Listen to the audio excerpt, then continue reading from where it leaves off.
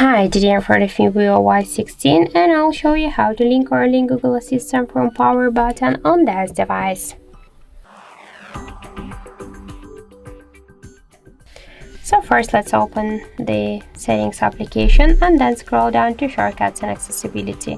After that, click press and hold power button, tap again on the section and switch power and emergency menu just to launch Google Assistant, then tap to OK, and now just double press to power key, or just by press and hold to the power key. Let's press it once again. We should click to OK, and now we can see that the Google Assistant is activated.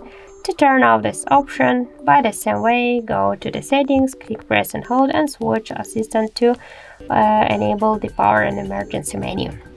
So that's it, thank you for watching, and if you find this video helpful, don't forget to leave a like, comment and to subscribe our channel.